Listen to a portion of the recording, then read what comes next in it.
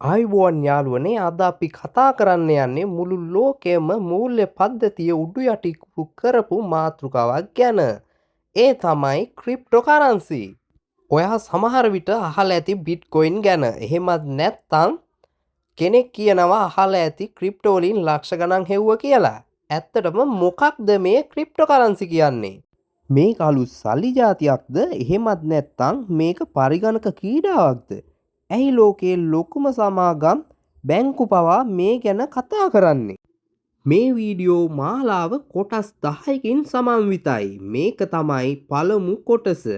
අපි මේ video මාලාවෙන් crypto ගැන A to Z ඒ කියන්නේ බිඳුවේ ඉඳලම සරලවම ඉගෙන ගමු. ක්‍රිප්ටෝ ගැන තේරුම් ගන්න කලින් අපි පොඩ්ඩක් බලමු සල්ලි කියන්නේ මොනවාද කියලා.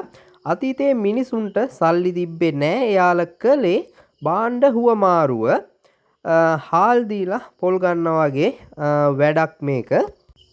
හැබැයි මේක ප්‍රායෝගික නැති නිසා මිනිස්සු රත්තරන් රිදී වගේ වටිනා ලෝහ වර්ග පාවිච්චි කළා.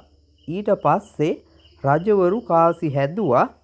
ඊටත් පස්සේ ලේසි වෙන්න කඩදාසි මුදල් නැත්නම් පේපර් මනි ආවා. දැන් අපි ඉන්නේ ඩිජිටල් මනි යුගයේ. ඔයා කඩේකට ගියාම අතේ සල්ලි නැත්නම් කාඩ් එකෙන් ගෙවනවා. නැත්නම් ෆෝන් එකේ QR කෝඩ් එක ස්කෑන් කරලා ගෙවනවා. එතනදී ඇත්තටම කොල කෑලි හොමාරු උනේ නෑ නේද? බැංකුවේ සිස්ටම් එක ඇතුලේ ඉලක්කම් ටිකක් එහා මෙහා වුණා විතරයි. අන්නේ සංකල්පයම තව පියවරක් ඉස්සරහට ගියාම තමයි ක්‍රිප්ටෝකරන්සි හම්බෙන්නේ.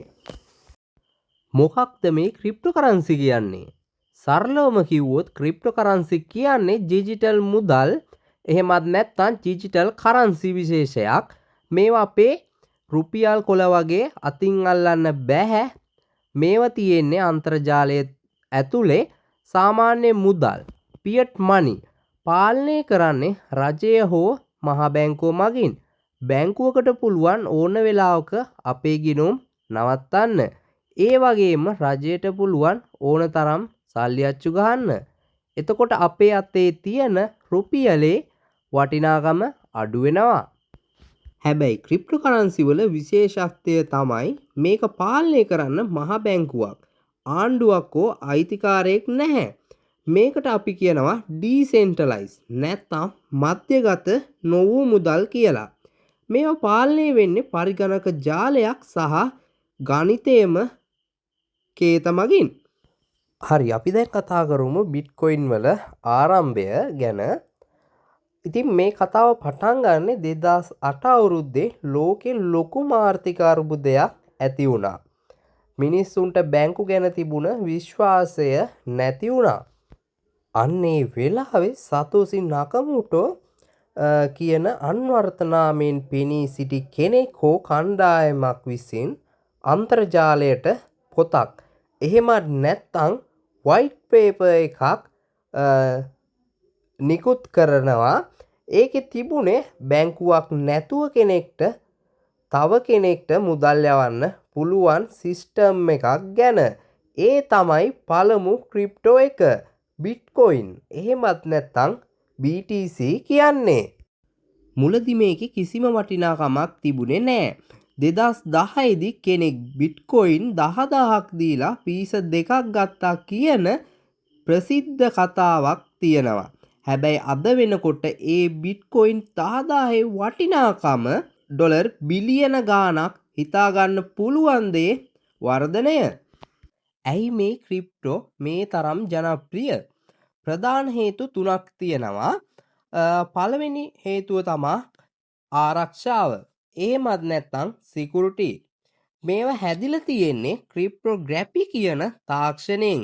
ඒ නිසා මේවා ලේසියෙන් හොර කරන්න හෝ ව්‍යාජ ලෙස හදන්න බෑ.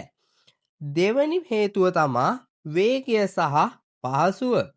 ඔයාට බැංකුව හරහා ඇමරිකාවට සල්ලි යවන්න දවස් ගණන් යනවා.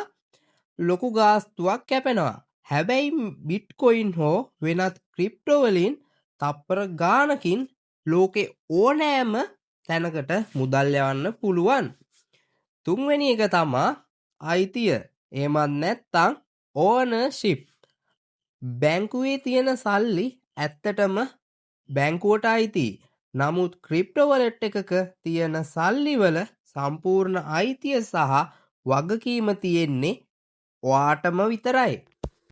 ඉතින් යාළුවනේ අද අපි සරලව කතා කළේ මොකක්ද මේ ක්‍රිප්ටෝකරන්සි කියන්නේ කියලා විතරයි. ඔයාලට දැන් ප්‍රශ්නයක් ඇති බැංකුවක් නැතුව කොහොමද මේ ගනුදෙනු වෙන්නේ? කවුද මේවා ලියාගන්නේ කියලා. අන්න එතනදි තමයි බ්ලොක්චේන් කියන තාක්ෂණය එන්නේ. අපි ඊළඟ වීඩියෝ එකෙන් part 2 එකෙන් කතා කරමු කොහොමද මේ බ්ලොක්චේන් එකක් වැඩ කරන්නේ කියලා. මොකද ක්‍රිප්ටෝ කරන්න කලින් මේ තාක්ෂණය තේරුම් ගන්න එක අනිවාර්යයි. මේ වීඩියෝ එකෙන් ඔයා අලුත් දෙයක් ඉගෙන ගත්තා නම් අනිවාර්යෙන්ම ලයික් එකක් දාන්න, ඔයාගේ යාළුවන්ටත් දැනගන්න ෂෙයා කරන්න. ප්‍රශ්න තියෙනවා නම් පහලින් කමෙන්ට් කරන්න. ඊළඟ කොටසින් හමු වෙමු.